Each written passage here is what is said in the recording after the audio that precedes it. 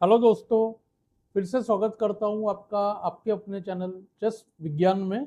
आज हम लेने जा रहे हैं एक ओपनिंग का ऐसा केस जो काफ़ी प्लेयर्स को परेशान करता है। मोस्टली हम डिटेल्ड ओपनिंग प्रिपरेशन की बातें करेंगे इस चैनल में, पर मैंने सोचा कुछ लेसन्स ऐसे होना चाहिए जिससे हमारा फाउंडेशन और स्ट्रांग हो। और स्पेशली आज का लेसन आपके लिए बहुत यूजफुल होगा अगर आपका रेटिंग 14 टू 1500 है। इस रेंज में इस एडवाइस से आपको बहुत ज़्यादा बेनिफिट होने वाला है। तो सबसे पहला जो परेशानी है हम फेस करते हैं कि वीकर प्लेयर्स मैं बहुत ज़्यादा देखता हूँ। 1400, 1500, 1550, इवन 1600 रेंज के प्लेयर्स भी ओपनिंग में पॉन मूव करते हैं। कुछ तो ऐसे ही करते हैं क्योंकि ओपनिंग उनका प्रिंसिपल सही नहीं होता है, और कुछ सोचते हैं ऐसे करने से हम ओपोनेंट को कंफ्यूज कर सकते हैं। दोनों ही केस में स्ट्रेटेजी बिल्कुल गलत है। तो मैं आपको कुछ ऐसे आइडियाज बताऊंगा जिससे अगर ओपोनेंट ओपनिंग में जल्दी पॉन मूव करता है तो हम तुरंत उसको एक्सप्लॉइट करते हुए उसको हम बहुत जल्दी खराब पोजीशन में धकेल सकते हैं। ठीक है, चलिए एग्जाम्पल पर बढ़ते हैं। E4, E5, NF3, NC6, bishop C4। यहाँ पर हर किसी ने कभी ना कभी फेस किया होगा कि आइदर ब्लैक प्लेयर इस जगह पे NF6 करता है, बिशप C5 बिशप को लाता है, या तो फिर यहीं पर H6 कर देता है। तो H6 करने से प्लेयर्स क्या सोचते हैं, हम नाइट G5 जो है वो स्टॉप कर रहे हैं वाइट का। लेकिन H6 यहाँ पर आप देखो बहुत ही खराब मूव है। तो हम इस पोजीशन में क्या करेंगे ताकि ये H6 मूव एक्सप्लॉइट हो जाए। बहुत प्लेयर्स क्या करते हैं, यहाँ पर नॉर्मल खेलने लगते हैं, जैसे कि NC3, okay, bishop C5, D3, NF6, और यहाँ पर हो सकता है bishop E3, BB6, queen D2, D6। Slight plus तो है ही वाइट, पर ब्लैक देखिए जल्दी कैसल कमिट नहीं करेगा। हो सकता है बिशप E6 लाएगा। ऑफ कोर्स वाइट प्लस है, पर कुछ खास फायदा वाइट उठा नहीं पाया। राइट। तो इस प्रकार के जो प्रॉब्लम होते हैं, मैं जैसे ही मेरे स्टूडेंट्स 1400 1500 रेंज में पहुंच जाते हैं, मैं उन्हें कहता हूं कि जब भी ओपोनेंट कोई भी ओपनिंग में पॉन मूव वेस्ट करता है तो हम जल्दी से गैम्बिट में उसको लेके जाए। ऐसे कोई गैम्बिट में जिसमें इस पॉन मूव का डेफिनेटली बहुत नुकसान होगा। तो ऐसा ही यहाँ पर एक एग्जाम्पल है वाइट ने करना चाहिए। देखिए तुरंत D4। और D4 का आइडिया क्या है, ई टेक्स D4 तो यहाँ पर फोर्स्ड होता है, और हमें ND4 लेना नहीं है, हमें यहाँ पर C3 करके गैम्बिट आइडिया यूज करना है जिससे इस H6 मूव को हम जल्दी से जल्दी पनिश कर सके। राइट।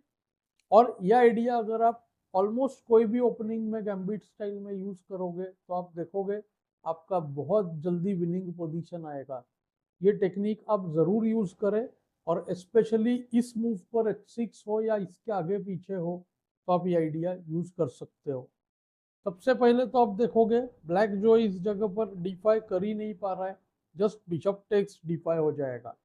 और अगर D3 करके गैम्बिट डिक्लाइन करना भी चाहे तो भी देखो वाइट कितना प्लस है। Queen takes D3, D6, castle, NF6, और यहाँ पर देखिए E5। Good move, extra development से तुरंत सेंटर ओपन कर रहे हैं।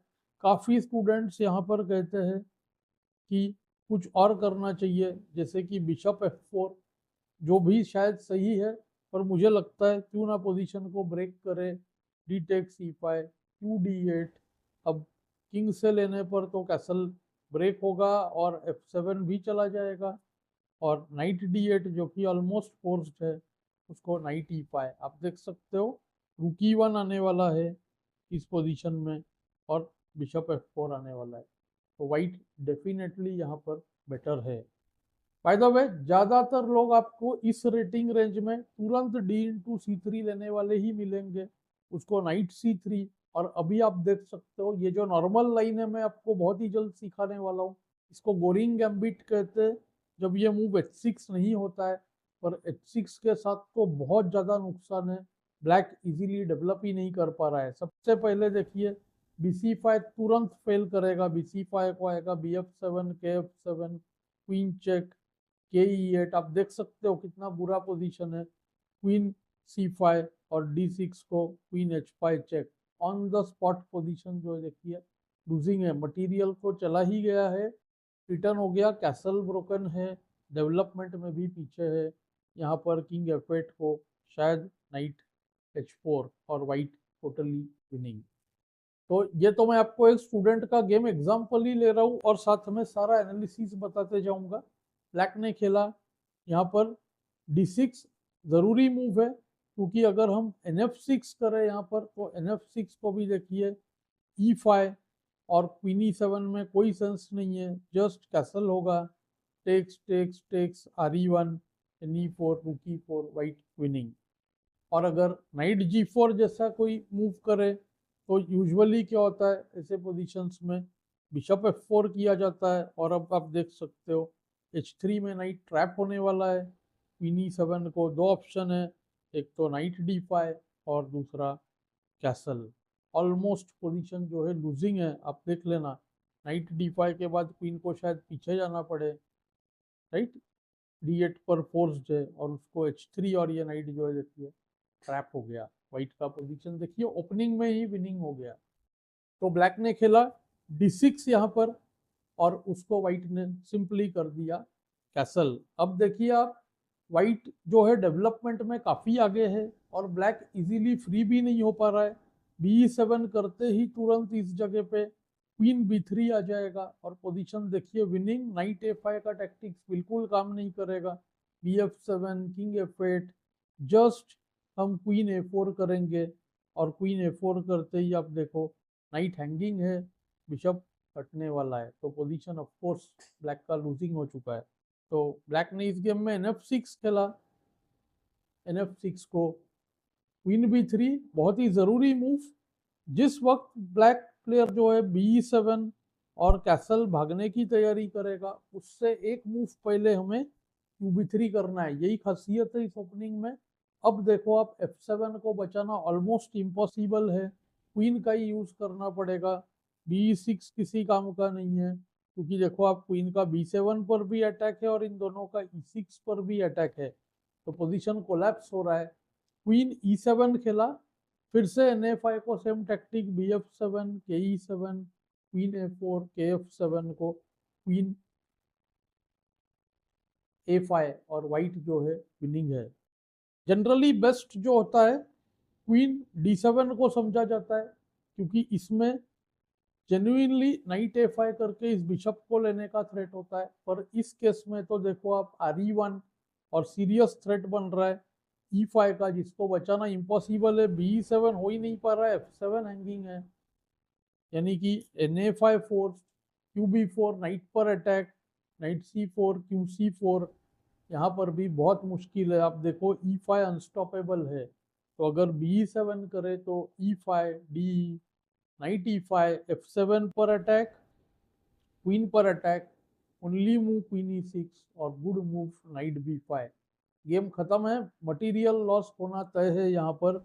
अब देखो NC7 फोर्क का थ्रेट है, इस लाइन में भी रिलेशन बन रहा है, queen takes C4 knight C4, material loss तो होगा ही, प्लस किंग पोजीशन भी खराब होगा। देखो आप कैसल नहीं हो पा रहा है, E7 का बिशप हैंगिंग है और किंग F8 NC7 को आप समझ ही सकते हो, कोई ब्लैक प्लेयर ओपनिंग के बाद ये पोजीशन नहीं चाहेगा। लगभग लूजिंग पोजीशन है ब्लैक का। आप देख ही सकते हो रुक B8 को शायद बिशप F4, NE6 का छोटा सा थ्रेट है, B8 का रुक हैंगिंग है। तो क्वीन E7 खेला इस गेम में ब्लैक ने। क्वीन E7 को भी हम चाहते हैं E5 करना। अब क्या है, नाइट A5 का कोई डर नहीं है क्योंकि नाइट A5 जब भी आएगा नाइट A5 को होगा क्वीन A4 चेक। तो बिशप F4 बता देता हूं मैं इधर, अगर नाइट A5 करे तो queen check, knight C6 force, E5 D, knight E5, totally gone game है। अब देखो दोनों रूक्स पेनिट्रेट हो रहे हैं, रूक E1, रूक D1, बिशप F7 थ्रेट है, C6 पर थ्रेट है, यानी कि गेम है ओवर। और यहाँ पर अगर नाइट H5 भी करे तब भी देखो आप बहुत ही strong move knight D5, queen हटाना ही पड़ेगा, क्वीन को पीछे लेके जाना पड़ेगा। D7 या D8 दोनों ही केस में देखो बिशप हम जस्ट हटा लेंगे। काफी मूव्स अच्छे हैं, ये एकदम सिंपल और एलिगेंट है। अब देखो आप, ये बिशप C3 की ओर बढ़ रहा है और नाइट F6 को हम चाहते हैं कि वो ले ले, तो RE1, ताकि नाइट D5 को आप देखो किस तरह से गेम ओपन होगा। E takes D, knight E5, takes takes, BB5, C6, सब कुछ शैटर हो चुका है। रूक E5 चेक भी हो रहा है, B7 को DC हो रहा है। पूरा किंग पोजीशन आप देखो किस तरह से ओपन है। यहाँ पर BB4 on the spot winning. इस बिशप का फाल देख सकते हो, किंग बुरी तरह से फंसा हुआ है, बहुत मटेरियल लॉस होना तय है। तो बेसिकली ये ओपनिंग आइडिया सिर्फ मेरा एक ओपनिंग लाइन बताना नहीं है, आपको ये सिखाने की कोशिश कर रहा हूँ कि एक्स्ट्रा डेवलपमेंट से हम किस तरह से गेम को इनिशिएटिव लेते हुए कन्वर्ट कर सकते हैं। तो देखिए A6 खेला, क्योंकि आप देख रहे हो इस B5 के बिशप को हटाना बहुत ज़रूरी है। तो शायद B5 के लिए सोच रहा है ब्लैक, पर बहुत लेट हो चुका है। E5 D, knight E5, of course ले नहीं सकते हम। नाइट E5 को take take take, RE1, E4 RE4, white winning. तो इसीलिए नाइट A5 खेला, पर अब कोई चारा ही नहीं था। BF7 चेक, KD8 और रूक FD1 चेक। काफी लोग ए रूक लाना चाहेंगे, जो कि शायद सही है, पर इस रूक को हो सकता है C1 का स्क्वायर ज्यादा यूजफुल हो, तो रूक D1 चेक।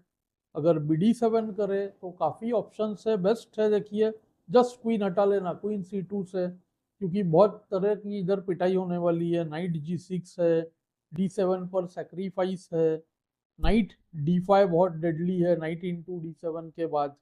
तो हर तरह से पोजीशन विनिंग है। सिंपल नाइट D5 थ्रेट है, तो ये एक तो विनिंग है। और दूसरा नाइट इंटू D7, ये भी बहुत बढ़िया है। Knight B3, knight B6 check. देखो आप क्वीन को फंसा लिया हमने।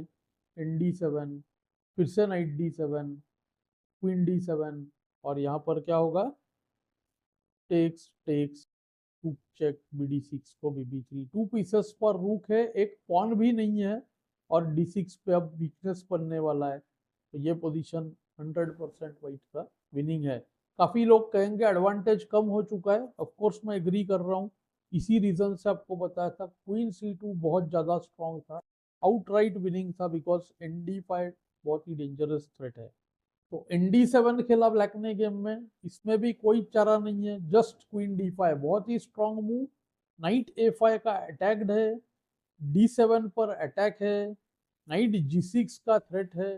किसी भी थ्रेट से यहाँ बचना इम्पॉसिबल है। नाइट C6 खेला ब्लैक ने और queen takes C6, instantly game over. काफी लोग नाइट G6 करना चाहेंगे, वो भी विनिंग था। यहाँ पर पॉइंट क्या है, अगर क्वीन E5 करता ब्लैक, ये ओनली मूव था। उसको स्टूडेंट ने बताया, उसने रूक D7, BD7, QB7 देख रखा था। पॉइंट ऐसा है, क्वीन F4 को चेक, किंग मूव्स को नाइट चेक, और फोर्क देख सकते हो आप, किंग और क्वीन दोनों पर अटैक है, ऑन द स्पॉट लूजिंग। और तो कुछ था ही नहीं। BC8 को यहाँ पर देख सकते हो आप, रूक D1 चेक हो जाता। गेम में एनीवे BC6 खेला और नाइट C6 मेट हो गया।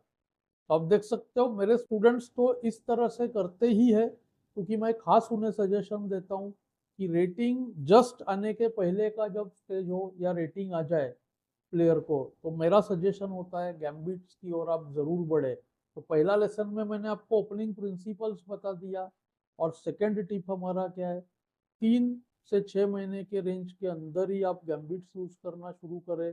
इससे आपका डेवलपमेंट का फील बढ़ेगा, और 1-1.5 साल में ही आप डेवलपमेंट को यूज करना सीख जाओगे। इसी के साथ साथ बहुत जल्द पोजीशन सॉल्विंग के लेक्चर्स, जिससे एक्चुअल कैलकुलेशन इंप्रूव होता है, और एंड गेम का सीरीज, जिससे हमारा एंड गेम स्ट्रॉन्ग बनेगा बेस, तो हम विनिंग पोजीशन को, एक्स्ट्रा मटेरियल को कन्वर्ट कर पाएंगे। अगला लेसन हमारा उसी पर होगा, एक्स्ट्रा मटेरियल को कैसे कन्वर्ट करें। तो मुझे उम्मीद है आपको लेसन में से कुछ अच्छा सीखने मिला होगा। डेफिनेटली कमेंट्स में ज़रूर बताएं। Thanks for your time.